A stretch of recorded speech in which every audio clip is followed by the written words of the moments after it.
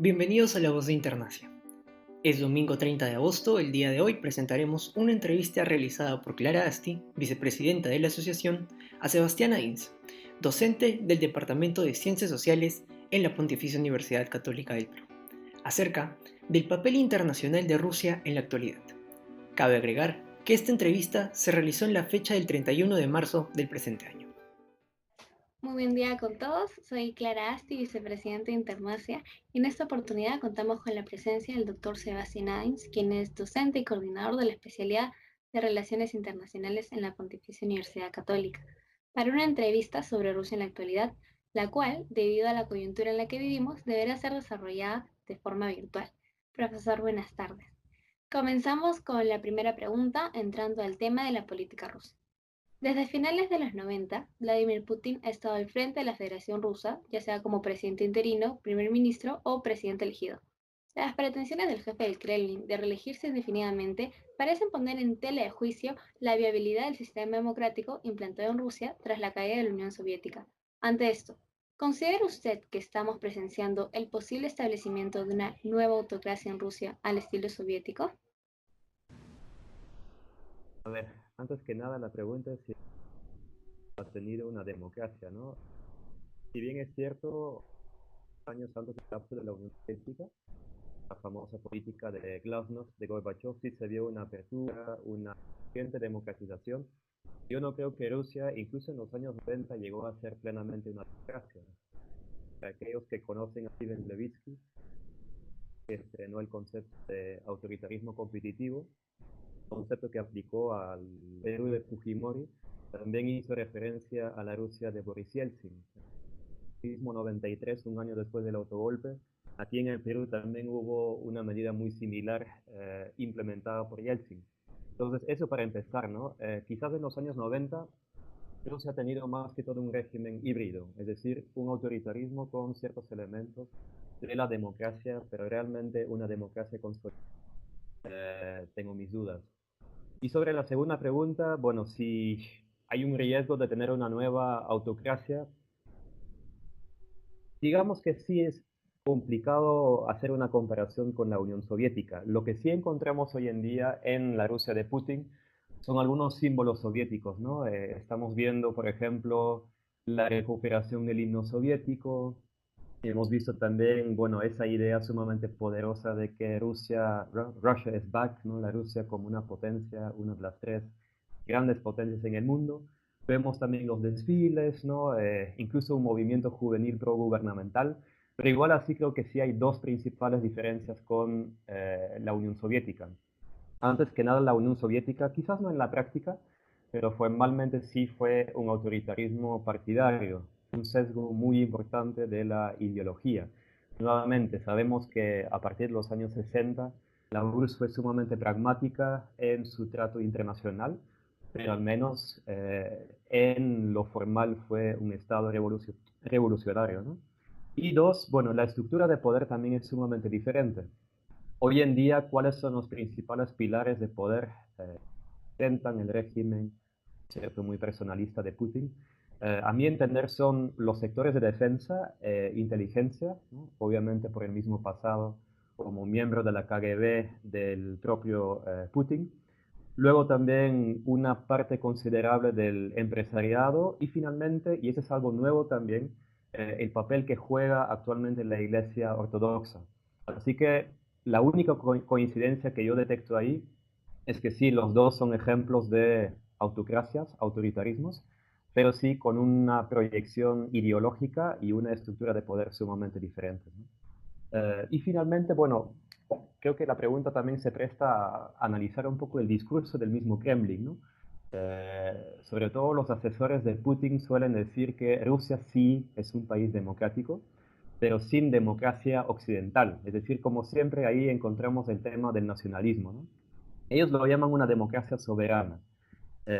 Sabemos perfectamente que no es una democracia, pero al menos una parte considerable, creo yo, de la población sí cree esta visión.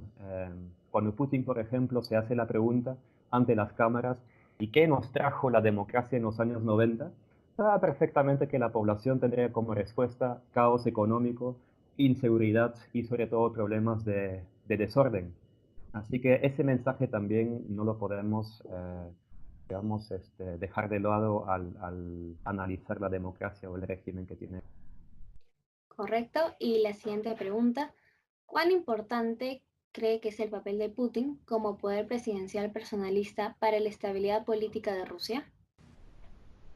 A ver, cuando hablamos de estabilidad, creo que tocamos directamente la cuestión de legitimidad, ¿no? ¿Cuáles son las fuentes de legitimidad de Putin como presidente del régimen político que tenemos ahí en la Federación de Rusia? Como siempre, tenemos que comparar con los años 90. Y lo digo porque también en las diversas encuestas que tenemos a nuestra disposición, ante la pregunta a la población, ¿y por qué usted apoya a Putin? Dicho sea de paso, acabo de revisar las encuestas y para el mes de febrero del 2020 Putin llegó a una aprobación de 69% y eso que, como bien lo dijiste, ya tiene 20 años en el poder. Creo que la situación económica explica parte de esa legitimidad.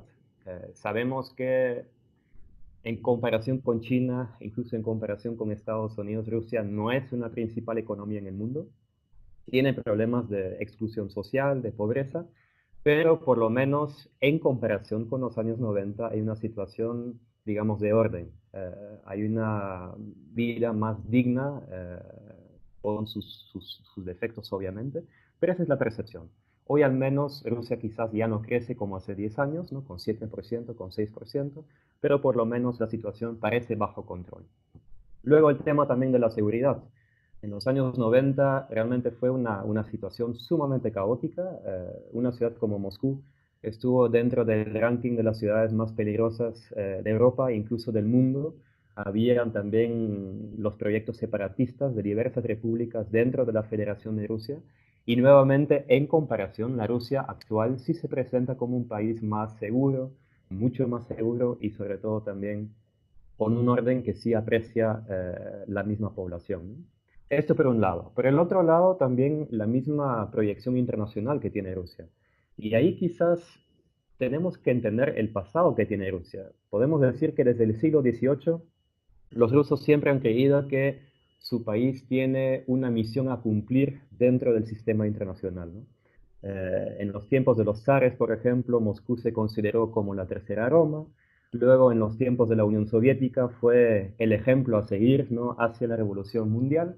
Y podemos decir que hoy en día, si bien es cierto, no tenemos un proyecto ideológico tan poderoso como en los tiempos de la URSS, Rusia sí es una potencia y la población también lo percibe así.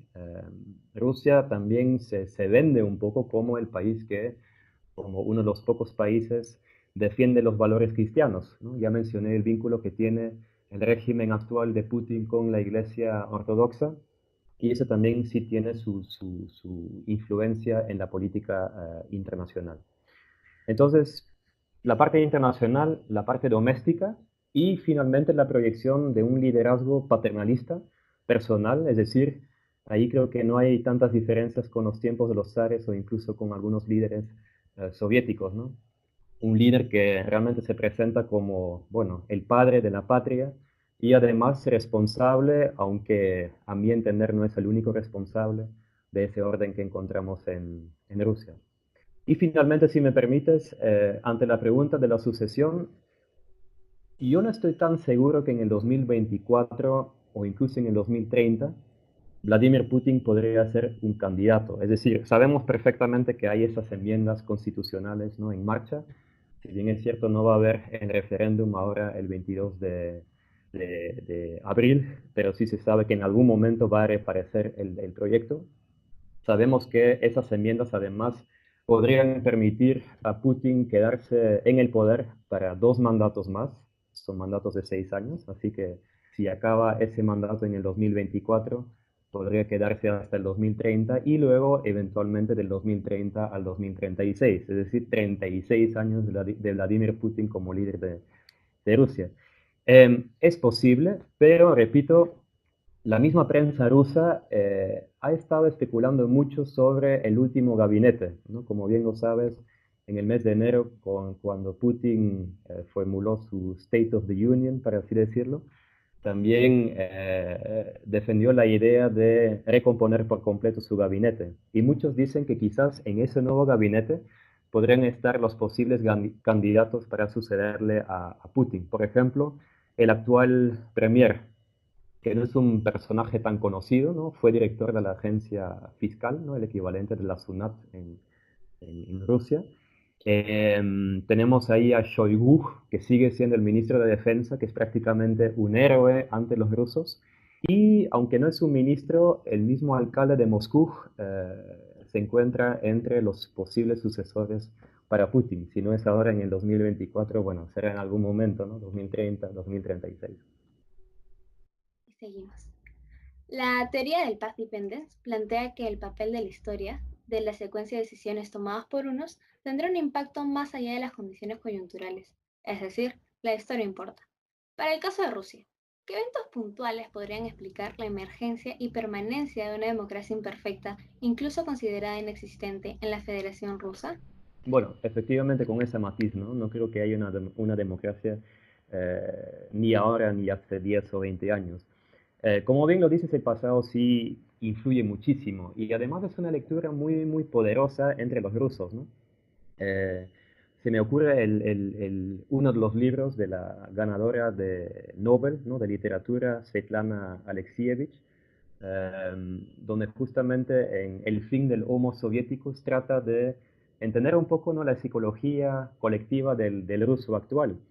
Y ahí, por ejemplo, también realiza una cita de una señora ya de edad avanzada quien dijo, bueno, finalmente más de la mitad de rusos aún estamos a la espera de un nuevo Stalin. Así que si sabemos que Rusia nunca ha tenido una trayectoria democrática, no soy tan determinista. Puede haber una democratización en el futuro, pero creo que sí es un desafío. El ruso realmente cree que incluso hay una especie de psicología de esclavo entre los rusos y rusas, y además también en el aspecto político quizás hasta son más asiáticos que realmente occidentales, ¿no? Sabemos, por ejemplo, que no hubo el renacimiento en Rusia, cosa que sí empezó a impulsar ciertos valores que hoy consideramos democráticos en Occidente. Ahora, nuevamente, el pasado sí es importante, pero no creo que es la cultura la que realmente explica la ausencia de una democracia en Rusia. Creo que hay otros factores, ¿no? Por ejemplo, el tema del petróleo.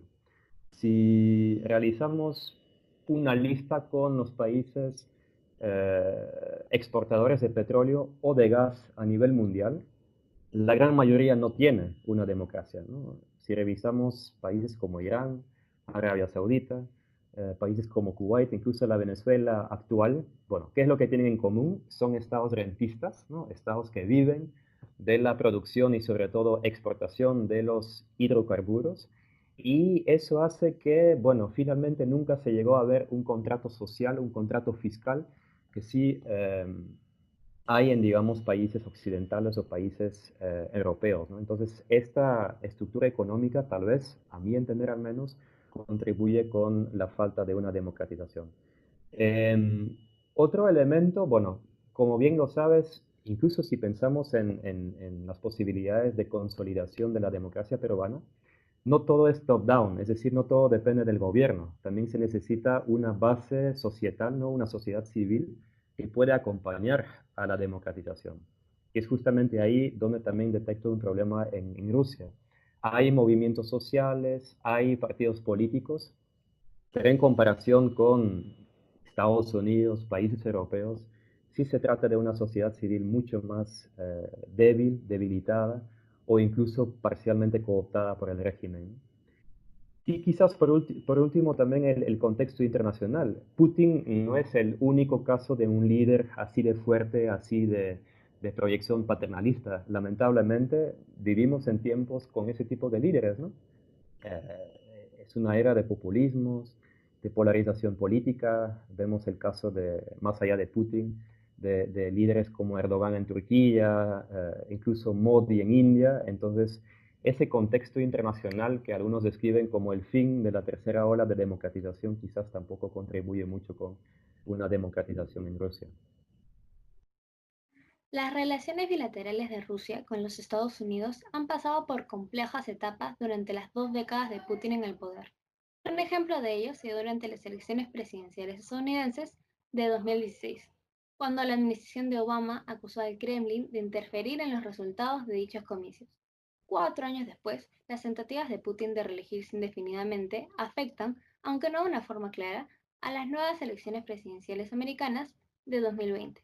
En específico, algunos analistas han comentado que las pretensiones del actual jefe de Estado ruso tratan de debilitar la confianza de los ciudadanos estadounidenses en su sistema democrático y en sus instituciones. ¿Considera usted que los deseos de Putin de mantenerse en el poder van más allá del plano interno y buscan debilitar la imagen de la democracia norteamericana?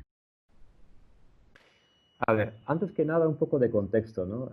Algunos dicen que estamos viviendo en una Guerra Fría 2.0, ¿no? Que nuevamente hay esta contienda, ya no tan ideológica, pero sí más que todo geopolítica entre Occidente y Rusia.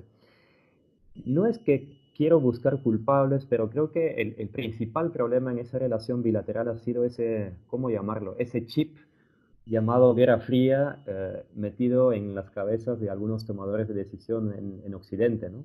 Como ya lo dije, la Rusia de los años 90 no solamente fue un país sumamente debilitado, sino también un país que sufrió casi una humillación ante las demás potencias en el mundo. Entonces, probablemente, y esa es mi hipótesis, a inicios del presente siglo se pensó en Occidente que Rusia para siempre podía ser un país cooptable, un junior partner, para así llamarlo, no una potencia, pero de segundo rango, que podía en algunos casos acompañar las políticas occidentales. Pero luego, ¿qué pasó? Bueno, llega al poder Putin inicialmente, y eso es importante para saberlo. No es que desde la misma llegada al poder de Putin se dio un deterioro de relaciones. Yo diría que recién en el 2007-2008, cuando ya se ve el incremento en el precio del petróleo, Rusia y sus gobernantes empiezan a ser más asertivos. Y eso obviamente les chocó un poco, por no decir mucho, a países como Estados Unidos y ciertos países europeos. Recuerdo bien los tiempos de Barack Obama cuando un periodista le hizo la pregunta, ¿y cómo titularía usted el papel que tiene actualmente Rusia en el mundo? Y dijo, bueno, es un regional power, es decir, es una potencia regional, ¿no? Era como decir, bueno, Rusia puede tener influencia en países como Kirguistán, países como Bielorrusia, países como Armenia, pero por favor, ¿de qué países estamos hablando? Ese fue un poco el tono, ¿no? Bueno, ahora tenemos que constatar que no en todo el mundo, pero sí en algunas zonas muy estratégicas del mundo como el Medio Oriente, ya no es Estados Unidos, sino Rusia el game changer, ¿no? Pensemos en el papel que tiene Moscú en Siria, los contactos que mantiene Moscú con absolutamente todos los países del Medio Oriente. Obviamente que eso no implica tener buenas relaciones con todos, pero es el único país, creo yo, la única potencia que tiene esta influencia y ese papel en una zona como el Medio Oriente. A su vez, y ahí ya tocamos la lectura de Rusia, existe una especie de obsesión en Moscú sobre la posibilidad de un regime change, ¿no? Un cambio de régimen impulsado por Occidente, no necesariamente de manera directa, sino a través de las ONGs, a través de los movimientos sociales, cosa que sí hemos visto en varios países aliados con Rusia, países como Ucrania, países como Georgia, Serbia en su momento. Entonces, eso también le da a Putin un argumento para supuestamente no abrirse en el tema político, es decir, otra vez el nacionalismo. Incluso Putin habla del soft power ilegal de Occidente en este afán de imponer presidentes o, digamos, apoyar políticos en otros países del mundo, sabiendo que ellos tal vez pueden defender mejor los intereses occidentales, ¿no? Ahora, sobre la pregunta, bueno, digamos, yo no creo tanto en esta hipótesis de una injerencia directa en las últimas elecciones. Simplemente no me puedo imaginar que en una potencia que se deja llamar, y que lo es, la potencia número uno en el mundo, no haya ningún tipo de protección para evitar ese tipo de actividades, ¿no? De hackers y otros actores. Además, son sobre todo los demócratas los que manejan esa hipótesis. A mi entender, Trump se explica por otras razones, el profundo descontento social, el descontento frente a algunas políticas implementadas por Obama. En sí, el papel de Rusia me parece que ha sido, si es que hubo un papel de Rusia, mucho más secundario. Pero eso sí, claro, Rusia lo que aplica es una política tradicional de balanceo. Realmente Rusia se ve como, ya lo dije, una de las tres grandes potencias en el mundo, después de China y Estados Unidos. Y ese juego de balanceo, bueno, ya tiene siglos de existencia, ¿no? Lo hace a través de foros diplomáticos, la guerra informativa que también estamos viendo, ¿no? Con Sputnik News, con Russia Today. Lo vemos a través de la participación rusa en algunos conflictos, casi siempre en bandos opuestos a Occidente. Y lo vemos a través de lo que algunos llaman estos hybrid wars, es decir, guerras híbridas. No son conflictos armados, pero sí ese tipo de actividades, ¿no? A través de las redes y que apoyan de alguna manera a fuerzas antisistémicas, ¿no? Incluso de manera abierta. Putin tampoco lo esconde, ¿no? Sus vínculos con el Front National en Francia, Alternative für Deutschland, ¿no? La fuerza de la ultraderecha en Alemania, pero también fuerzas del otro opuesto ideológico como Syriza en Grecia. Ahora, decir que ese es uno de los principales motivos para quedarse en el poder no me parece. Incluso, voy a decir más, si en algún momento Putin dejaría de ser presidente de Rusia, realmente yo no espero ningún tipo de cambio en cuanto a política exterior de Rusia. Si es que hay en ese momento un tema donde se puede hablar de un consenso doméstico casi completo, es precisamente en el tema del papel de Rusia que, bueno, que juega Rusia en la política internacional. Eh, entonces, no me parece que sea un motivo para explicar este afán de perpetuarse en el poder. Muy bien, ahora pasamos al siguiente tema, que es el precio del petróleo. El último 6 de marzo, en una reunión de la OPEP, se propuso recortar la producción de petróleo a un total de 1,5 millones de barriles diarios para tratar así de estabilizar el precio ante el nuevo impacto del coronavirus. Sin embargo, Rusia rechazó aceptar el nuevo recorte, rompiendo así su alianza petrolera con Arabia Saudita, a lo que respondió esta con un incremento de la producción del crudo que ascendió hasta un 25%. Considera que la negativa rusa a aceptar los recortes podría significar una estrategia para presionar a Arabia Saudita a que asuma el recorte del crudo, de tal forma que les permita seguir vendiendo sus barriles a un precio más alto. ¿Y podrá la economía rusa soportar los bajos precios del petróleo? A ver, sé perfectamente que en la prensa se habla mucho sobre ese conflicto, esa guerra del petróleo, ¿no? Donde supuestamente hay dos opositores, por un lado Rusia, por otro lado Arabia Saudita. Me parece que deberíamos verlo más como una relación triangular y precisamente una relación entre los tres principales productores de petróleo en ese momento, que son obviamente Rusia, un país que no forma parte de la OPEP, Arabia Saudita, que es un fundador y un líder de este cartel, ¿no? de petróleo, pero también Estados Unidos. Estados Unidos quizás no ha tenido una influencia tan abierta en esos últimos días y las últimas semanas, creo yo más como consecuencia de las elecciones de aquí en unos meses, pero creo que esos son los tres jugadores, no solamente son dos. Eh, bueno, como bien lo dijiste, Rusia no forma parte de la OPEP, pero desde el año 2016 hubo una especie de alianza entre los miembros, los integrantes de la OPEP y Rusia, algo que se conoció como OPEP Plus, ¿no? ¿Cómo se explicó en su momento esa alianza? Fue más que todo una reacción a o hacia la producción masiva de petróleo esquisto en Estados Unidos. Digamos que eso generó un impacto sumamente negativo en el precio.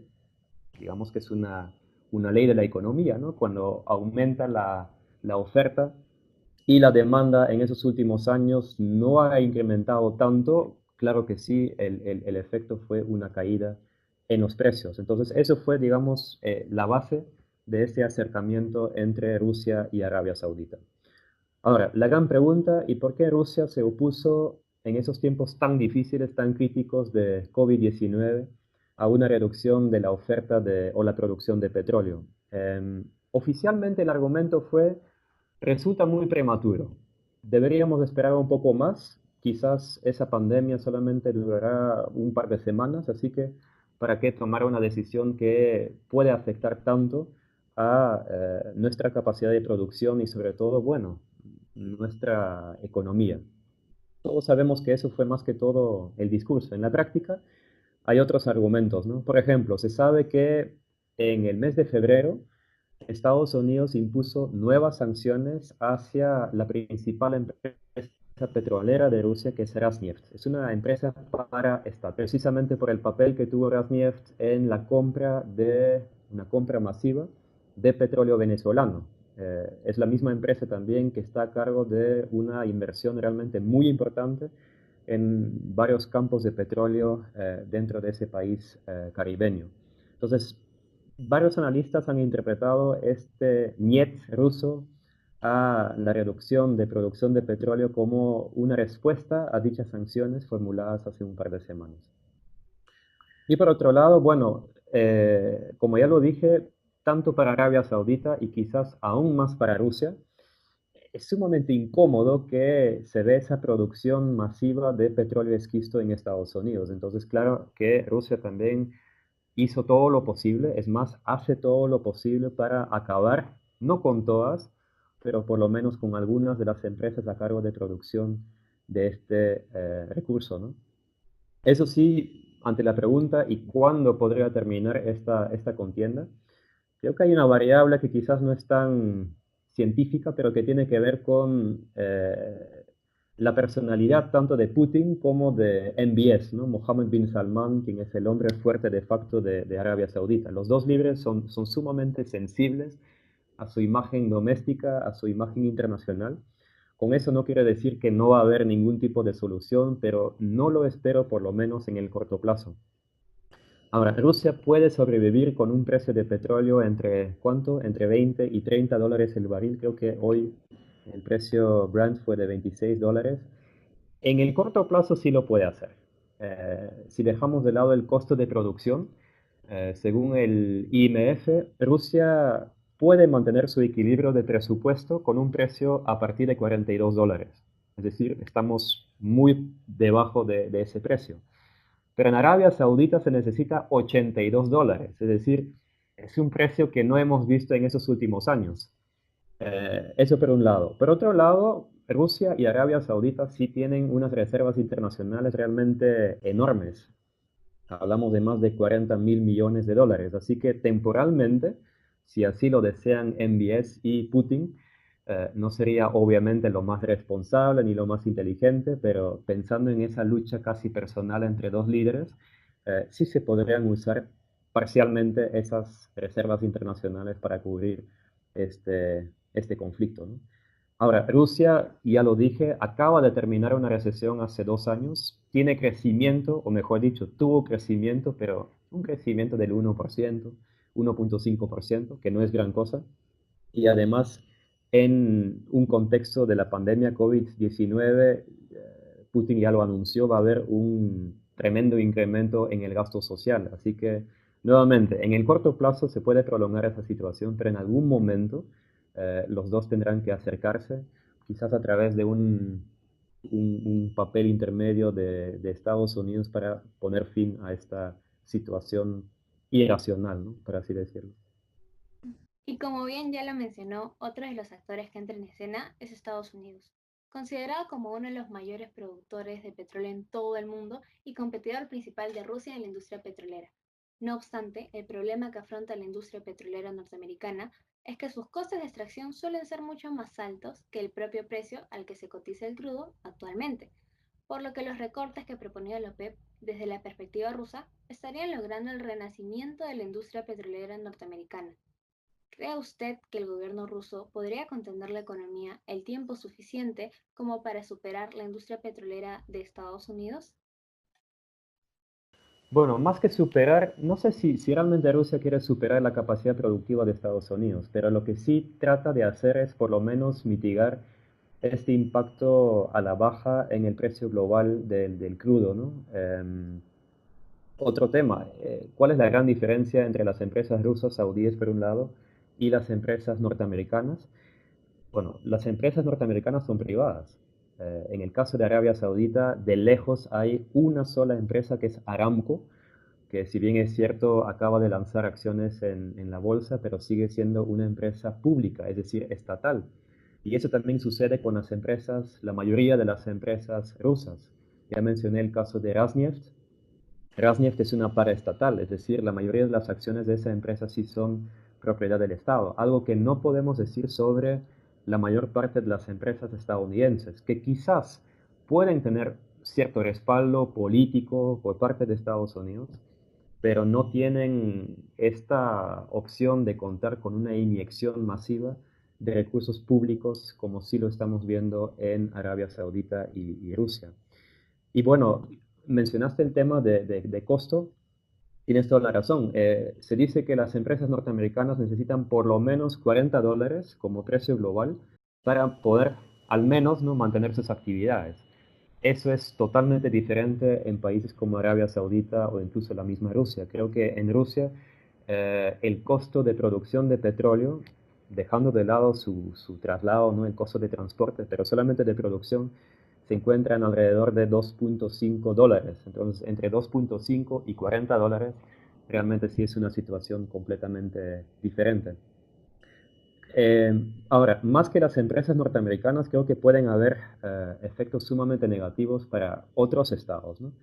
No tanto países del Golfo como los Emiratos, Kuwait, ¿no?, países como Omán, pero sí países como Irak, países como Irán, la misma Venezuela. Y que paradójicamente suelen ser países políticamente más alineados con Rusia, ¿no? Se sabe sobre los vínculos entre Venezuela y Rusia, sobre los vínculos entre Irán y Rusia. Entonces, en el mediano plazo, ahí sí se podría ver nuevamente una movilización masiva de la población ante la posibilidad de recortes en el gasto social. Muy bien, ahora sí pasamos al último tema, que es sobre el COVID-19. Actualmente la cantidad de infectados en Rusia asciende a los 1.000 casos y por el momento a los 10 fallecidos.